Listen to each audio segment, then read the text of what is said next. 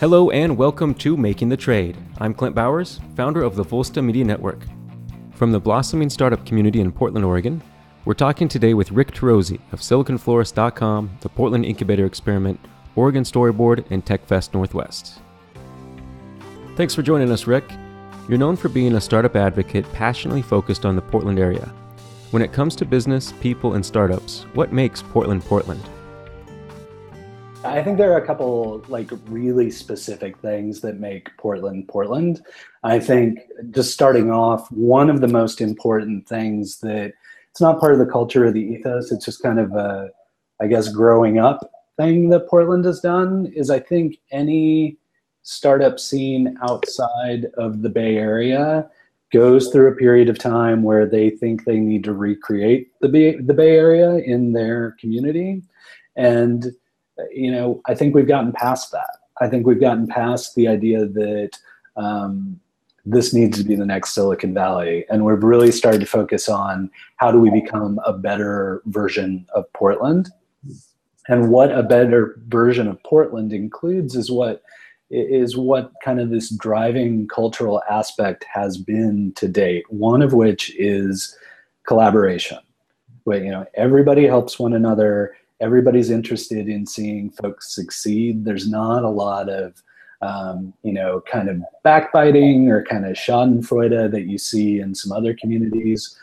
Everybody's kind of pulling for everyone else. And that collaboration and collegial nature, I think is core to Portland and our success. And kind of hand in hand with that is this attention to craft and building the best product possible, be that a technology product or a physical product or graphic design.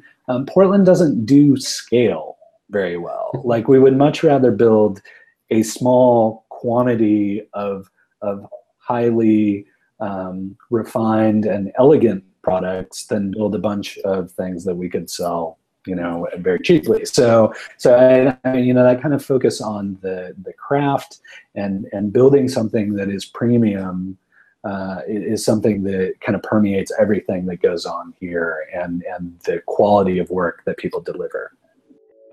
As co-founder of the White and Kennedy-backed business accelerator Pi and having advised countless startups, is making the trade all glitz and glamour, or is it truly one of the hardest endeavors one could ever take?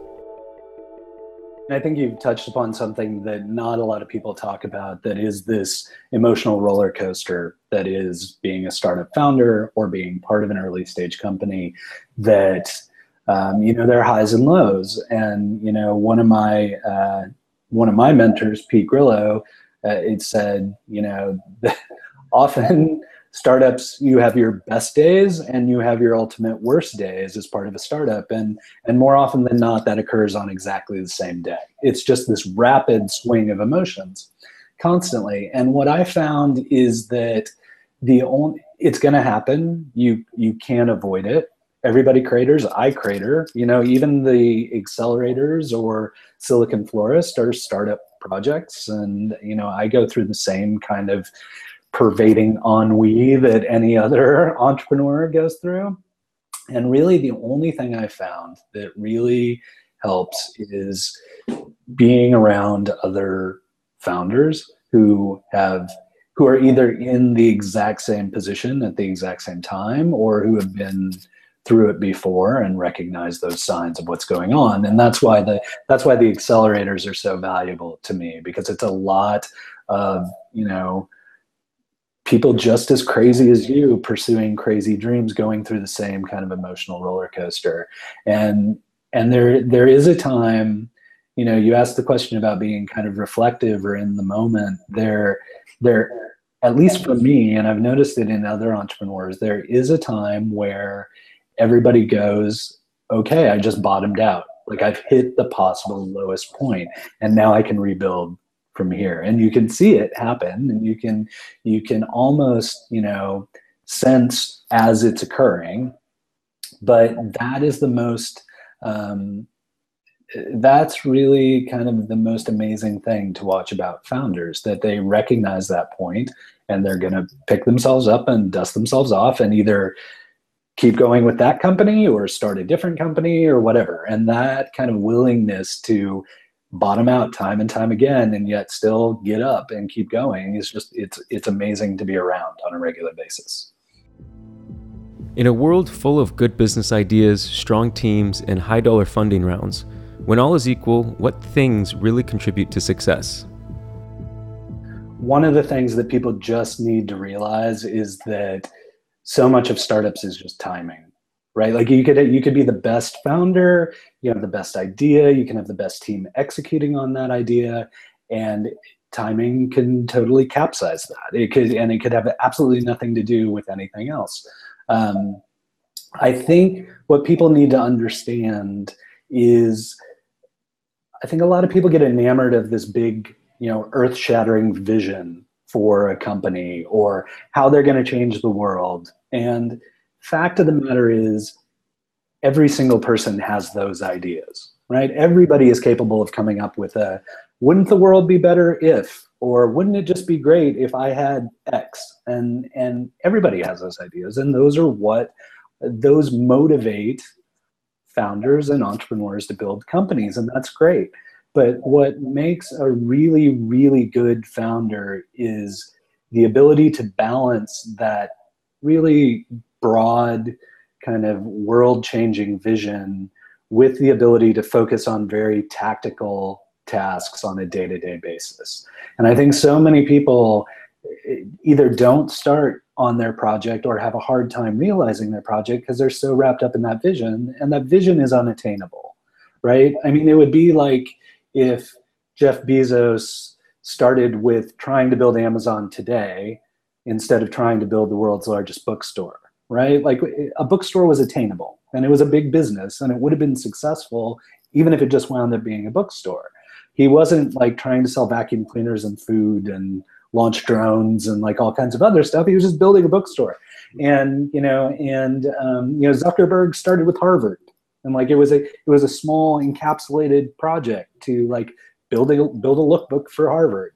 And I think that's the real key, is how do you balance that huge passion and huge vision with, this is what I need to get done today, and this is what I need to get done tomorrow, and what I need to get done tomorrow may be off course for the grand vision, but it's at least progress in the right direction. And that's the really successful founders are the ones who are capable of balancing those two extremes. As hard and unpredictable as business is making the trade really worth it? Is it worth it? I think it's definitely worth it. I think you need to be cognizant of what your true goal is, though. If you're setting goals that are unrealistic and unachievable, it can be a very kind of disappointing existence. But if what you're realizing is that you're actually becoming a better founder, you're becoming a better person, you're becoming more adroit at dealing with situations and stress, and you're learning constantly. Like if those are your goals, it's absolutely worth it. If you feel like you're only going to be successful if you make enough money to buy your own island, it's probably not worth it. And that's something that's really important to look at as you're building teams of people, right? Like that will always crater a startup no matter what, is team dynamic. It's either founder conflict or it's unclear roles and responsibilities, who owns what, who has the last word. Those are the kind of issues. And so you want to make sure that your team is rallying around a similar goal, right? And that they're looking to solve a similar problem, or they are motivated by similar ends, because that's the thing that's really going to make companies succeed. Product ideas can come and go. It's always a people thing. It's always how people work together and how they're able to collaborate to achieve a certain end. Now, a few years into the Portland Incubator experiment, what are you looking forward to as Pi matures? We've kind of gone through for lack of a better term, kind of a generic tech accelerator bubble. right? Where like you have Techstars and Y Combinator that are the clear leaders in our industry. And Pi has done a good job from a local perspective. And I'm very proud of the project and the people we've been able to work with and all of our mentors who've been so giving and all that kind of thing.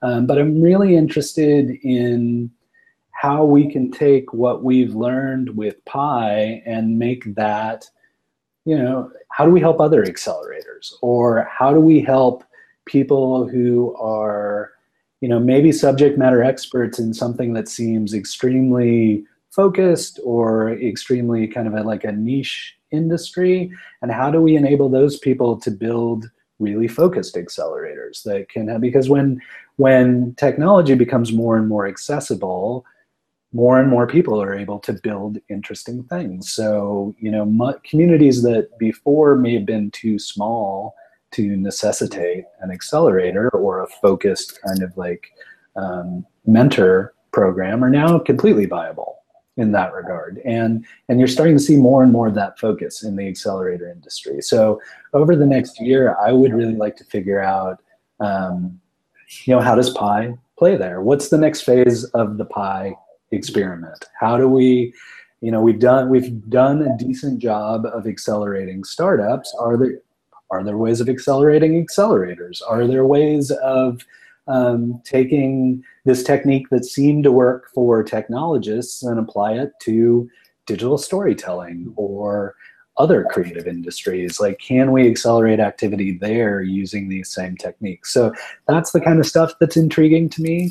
How we take this kind of accidental knowledge base we have and kind of make it more accessible to more people. So we're really kind of starting to dig into that. An experimental advocate. That was Rick Turoczy from the SiliconFlorist.com and the Portland Incubator Experiment.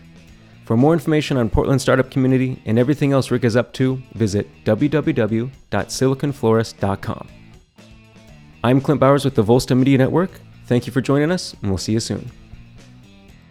Interested in hosting your own interview show? Exclusive access, thought-leading ideas, and powerful content. Visit volsta.com/lead to find out how. Seeking great content to share? If so, visit volsta.com/distribute to find out more. This series is produced and distributed by the Volsta Media Network. Be sure to check out other great shows, episodes, and more at volsta.com.